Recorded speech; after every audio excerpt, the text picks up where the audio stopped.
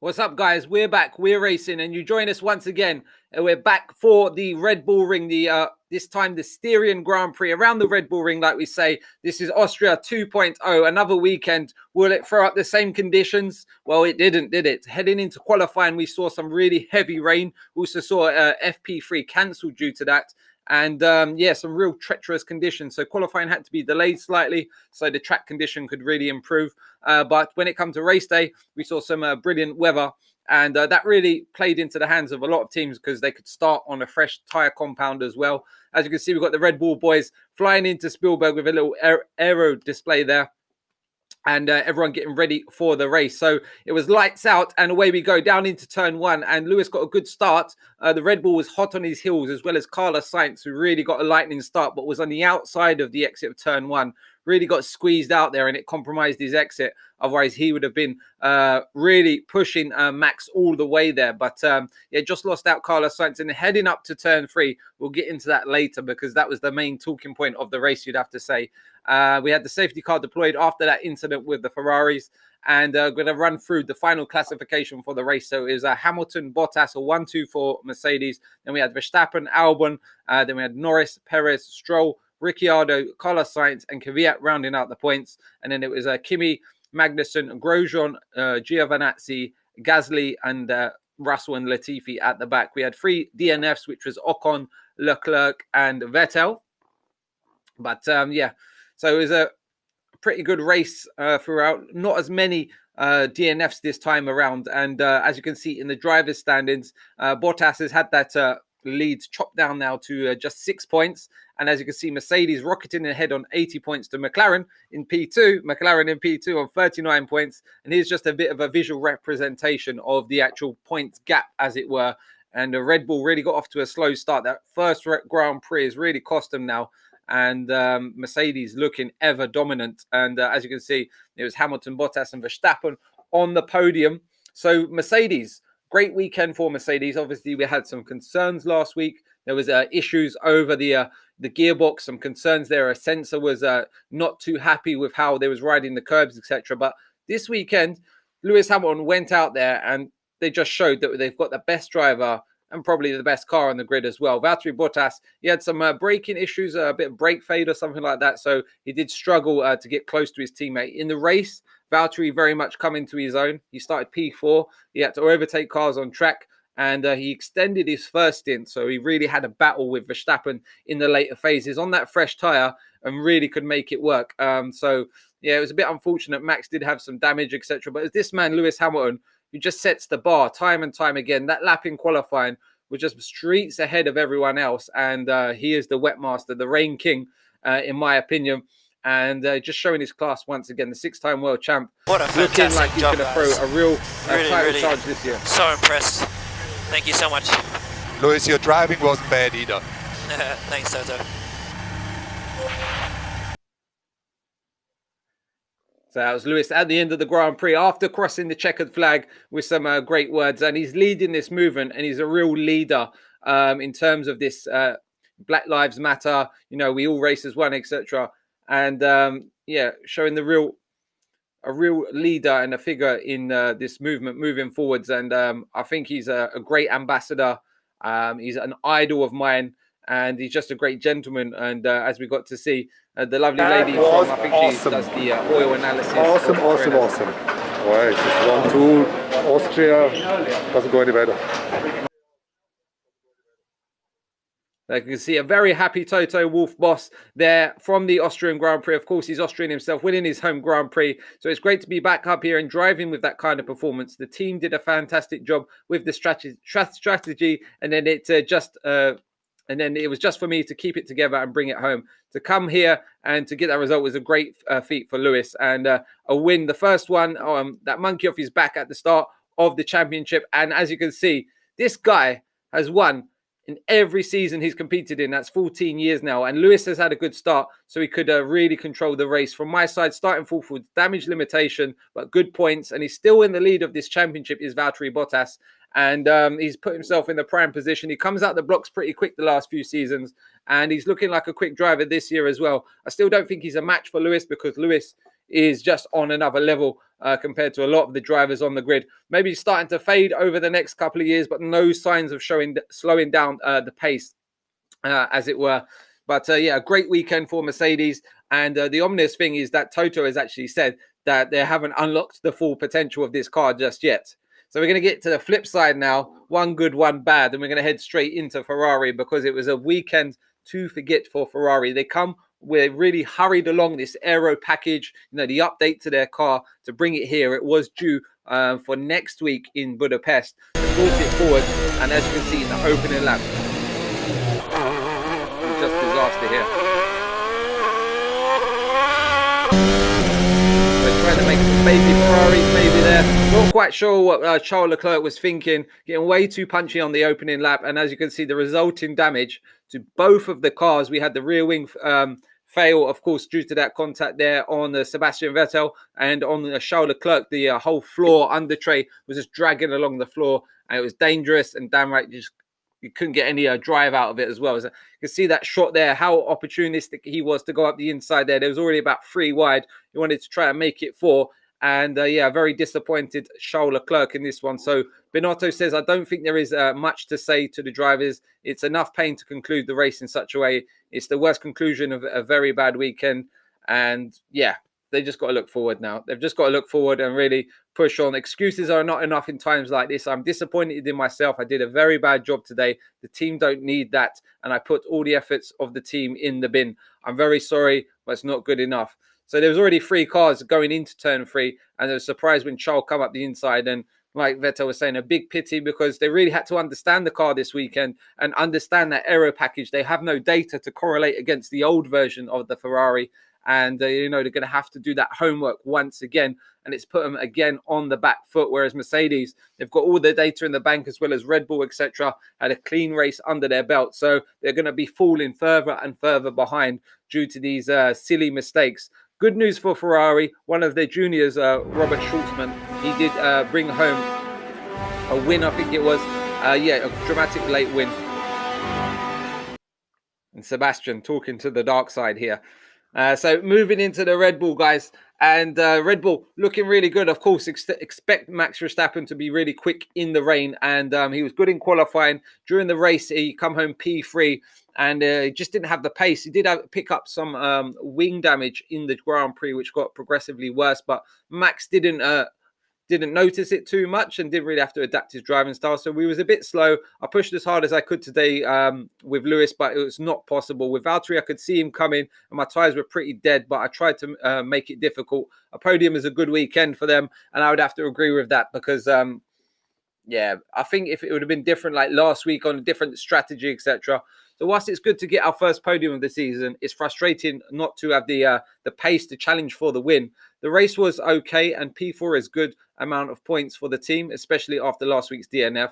And that's what it's about, getting points on the board. So good points for the team, best of the rest compared to Mercedes anyway. And yeah, they're really going to have to mount a charge to the Mercedes boys. Of course, the track next week in Budapest will suit their shorter wheelbase car. Here we can see some of the damage and how it progressed throughout the Grand Prix on the front of Max's car. But he wasn't making any excuses. They know they need to get their heads down. The Honda power is looking really good now. Chassis is looking excellent in the Red Bull, as we expect now, and is the standard, probably, I'll say the standard, probably the premier chassis in the division. But yeah, a good weekend for them, and some confidence again for Alex Albon, but he did finish a long way off his teammates. Max Verstappen actually managed to get a pit stop towards the end of the Grand Prix to try and go for the fastest lap as well. I really think that's always a risky maneuver because it only takes one wheel gun, one cross-threaded bolt, etc.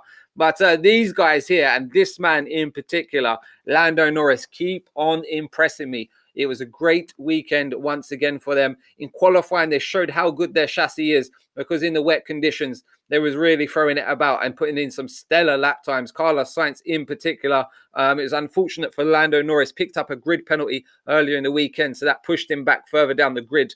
But he had a great fight back. He had some great wheel-to-wheel action, as did both of them throughout this Grand Prix. And it looks like they've got a car they can fight with. and up against the likes of the Racing Point. So it's going to be a great battle here for like P4 in this championship now. And the McLaren boys look like they've done an excellent job over the winter to really push this car. And these teammates combination as well, Sainz and Lando, we're going to be sorry to see it go. But once they add Ricciardo into that mix as well, that's just going to elevate them another level, I think, next season as well. And I hope they go from strength to strength throughout this season and, you know, maybe get on the podium once more again, because we've seen it only takes Red Bull, maybe Max Verstappen to have an off day. The Ferraris don't look anywhere near the podium right now. So these boys have to be there to capitalize. Otherwise, it's going to be Racing Point up there, and that's going to be their main rivals. But some great racecraft from both of these guys. And once again, they got the fastest lap of the Grand Prix right at the death. But Lando Norris keeps on impressing me. That last lap surge there and a battle with the likes of the Racing Point at the end there was just remarkable. And that last corner overtake on the unfortunate Checo, which we'll get to later. Some great drama, and really proud of this guy, the young British Lando Norris, doing an excellent job representing. Another good day as well. They come P2, I think it was, in their American series, the McLaren team, qualified on pole position as well. And Lando Norris coming home P5, an excellent result. You know, he couldn't have hoped for these results coming into the season. So moving into the Pink Panthers, the Pink Mercedes, also known as BWT Racing Point, and Stroll and Perez looking way off the pace when it came to wet qualifying. And their car really didn't like it. Maybe it was a bit too stiff and they went for that fully dry setup, no compromise maybe. Not quite sure, but the pace was back during the Grand Prix. Reliability looked good, which is important because they looked quick last week, but not reliable. They looked to have sorted that out, and they could really fight. And it was Sergio Perez that brought home driver of the day. I'm sure if that was open for another 1 or 2 laps, then that might have gone to Lando Norris. I'm pretty sure of it. But as you can see, up to the line, Lando getting Checo right at the death. You got Lance Stroll, and I think that was Danny Rick there, just scrapping for them final few positions there. And they had a great wheel-to-wheel battle. Lance and Perez as well. We saw Perez get contact here with, I think it was Alex Albon.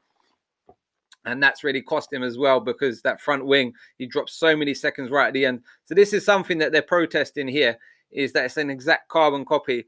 Moving in here, we recovered well to score some important points with both cars. The end of the race was a bit of a messy one, and we gave it everything in those final few laps. That was such an exciting end to the race, and I hope that the fans at home enjoyed it as much as we did. And Lance, I'm enjoying seeing you racing, son.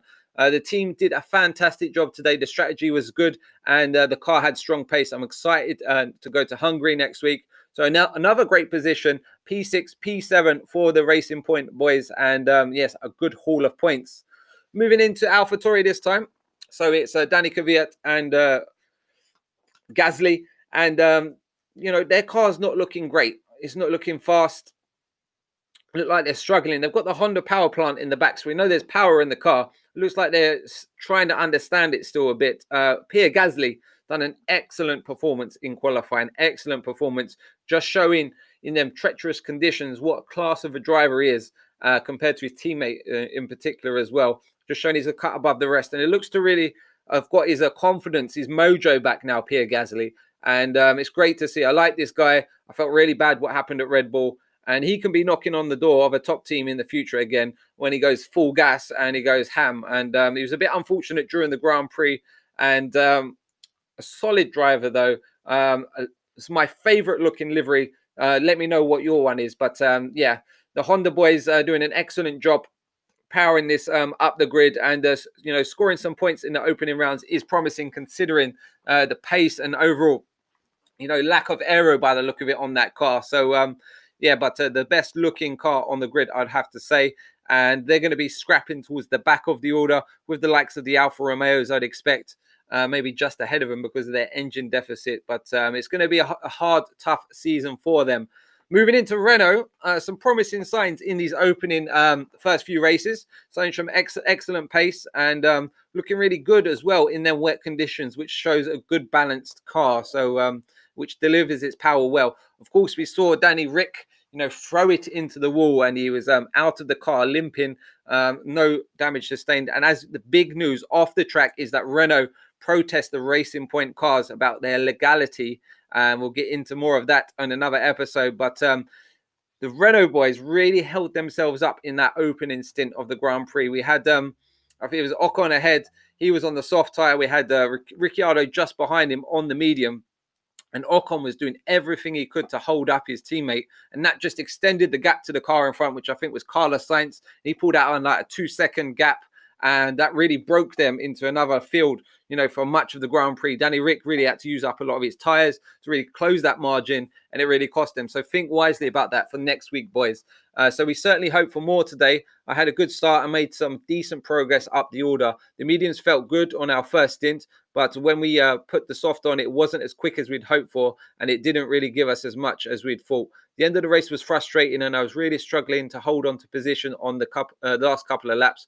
On the incident, I didn't see Stroll coming, but I felt I turned in. We could have had a crash. So, yeah, Stroll really sent it in them final few laps and did push Danny Ric wide. It was wise of him to take to the escape road. But Ocon, some good progress. Remember, he took a year out, so he had some rust still. He's come back in, and he's looking punchy. He's looking quick once again. So we had a cooling issue with the car, he said, and that was very unfortunate. These things happen in motorsport, but it was we had a great opportunity today, and it's a shame we were running to retire the car. Hopefully it won't happen again this year. It was good to have some fun with Daniel. We were both on different strategies, and I think he had a bit more on the tires. So they had another radiator issue. It's the second one they've had recently, so that's a real concern of Thanks, those. Formula One. I will be always a fan of this package. show. But this is the big news. The big man is returning. I'm going to leave you with this.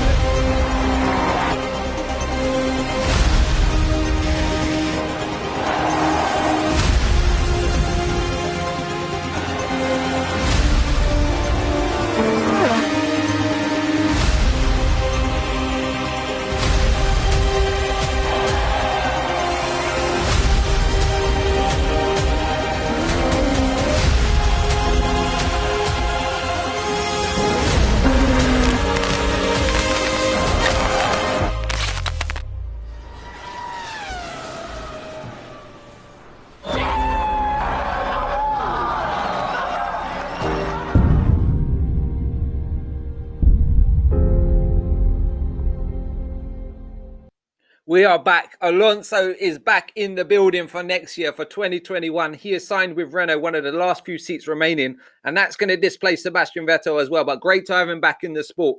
Moving on to Williams, had an excellent Saturday. Georgie boy Russell qualified in P12. He started P11 on the grid because of a grid penalty to someone else, but excellent pace. And I think he was something like, 800ths, off going through to... I think Q3 even. So, yeah, a great performance from himself. And to get out of that first part of qualifying was a great feat. Starting so far up the order.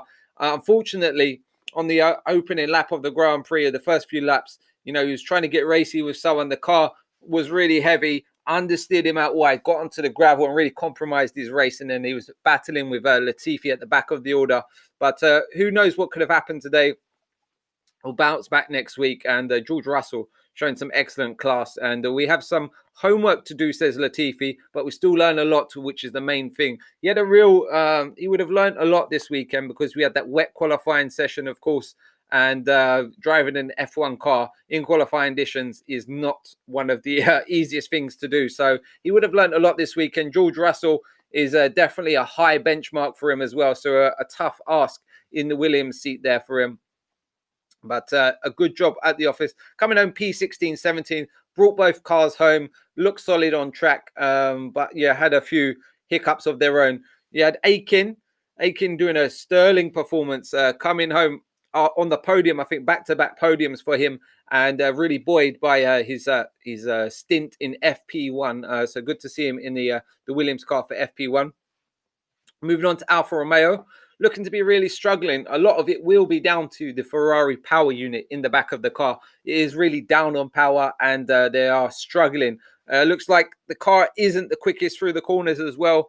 Kimi really fighting the car. Giovinazzi struggling to find the pace as well. But yeah, lovely looking car. Kimi kept all four wheels on the car this weekend, and Giovinazzi you know, I'm not his biggest fan, Giovinazzi, but you know, he's trying to keep it smooth and steady. But yeah, they look like to be languishing towards the back of the field this season, just due to that detriment of the engine itself from the Ferrari supply. Loving the new lid here for Antonio Giovinazzi this season. Kimi Räikkönen, how much longer will he be around in the sport? He seems to be enjoying himself still. He was right behind that drama out on the opening lap, and that really cost him as well, because he really had to back out of it, jump on the brakes, and just to avoid an incident. Moving into Haas, Haas seem to have got on top of their braking issues, but they're still not 100% confident to push that car. It's important that they've got the miles in this weekend, and they seem to have, you know, remedied the problem to a certain extent, but I don't think the drivers are that confident, you know, on the braking balance in that car. So we really need to see him step up. Of course, they finished ahead of the Williams, etc., and they managed to finish the Grand Prix, which is something in itself this time. After both DNFing in the last Grand Prix, they come home P12 and P13, which is not too bad of a performance, and looked fairly good throughout the weekend. So steps in the right direction, but we really need these boys to return in the midfield battle soon, otherwise we might lose them. So the driver comments were a lot more positive than last weekend. We still need to find some pace.